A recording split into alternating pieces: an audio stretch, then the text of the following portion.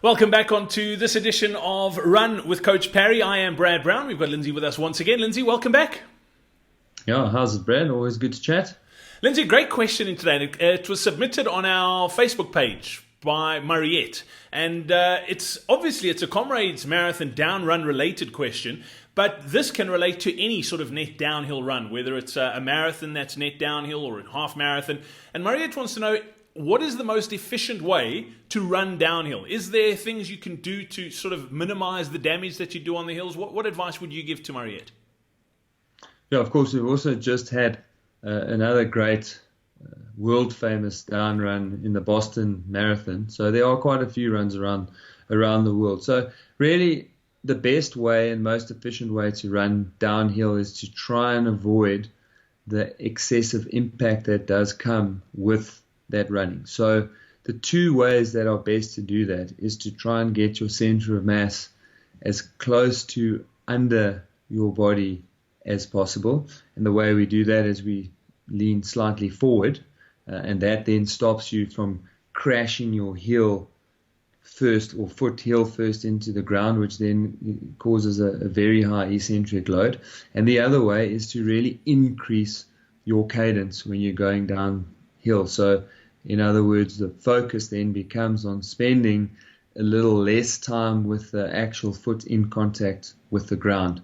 And by increasing that cadence and by moving slightly over that center of mass, you then have a much lower impact force and less damage on your quads. Of course, you do need to be mindful of the fact that the idea isn't there to lean forward and then let your wheels spin out of control and sprint down each hill. You're just really thinking light on my feet, slight forward lean, and high cadence.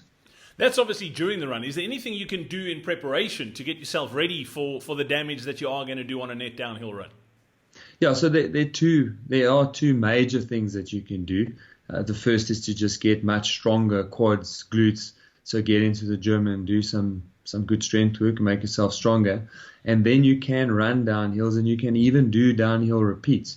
You just have to be a little bit cautious about that, because the higher the eccentric load, the higher your risk for injury. So if it is something that you're going to do over and over again over a long period of time, there certainly is that risk of doing an injury. So you want to start with quite low volume. So perhaps you've got a stretch of road that's not too steep downhill, where you'll do some solid, not flat out repeats down that hill and then very slowly back up.